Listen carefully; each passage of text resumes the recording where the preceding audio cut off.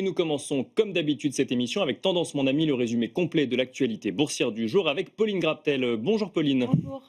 Alors Pauline, on démarre avec la décision monétaire de la BCE. Oui, sans surprise, elle a laissé ses taux directeurs inchangés. Le taux de facilité de dépôt est maintenu à 2%.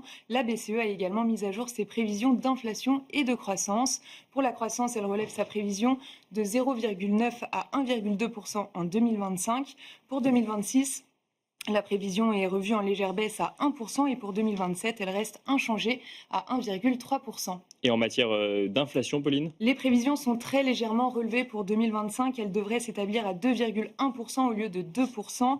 Pour 2026, la BCE la projette à 1,7%, puis à 1,9% en 2027. Christine Lagarde confirme que la BCE maintient une approche data dependent, meeting par meeting, pour décider de l'évolution de sa politique monétaire. Alors on parle de l'inflation en zone euro, mais le deuxième rendez-vous de la journée, c'était l'inflation aux États-Unis, Pauline. Oui, pour le mois d'août, l'inflation américaine progresse de 0,4% sur un mois et de 2,9% sur un an.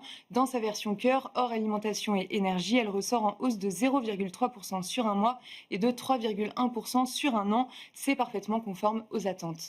Est-ce que ces nouvelles données font bouger les marchés obligataires, Pauline? Le rendement américain à 10 ans poursuit sa détente autour de 4%. En Europe, le rendement allemand à 10 ans reste stable autour de 2,65% après la décision de la BCE. Le rendement français de même échéance évolue autour de 3,45%. Sur le marché des changes, l'euro-dollar se traite autour de 1,1730 aujourd'hui.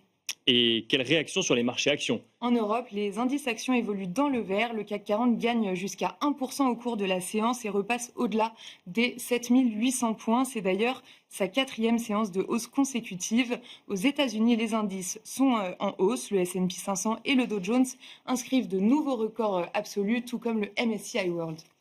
On note du côté des valeurs, Pauline, que Kering est en hausse. Oui, en hausse de plus de 2% après avoir annoncé ne pas acquérir la totalité de la maison de couture italienne Valentino avant 2028, alors que Kering détient déjà 30% du capital.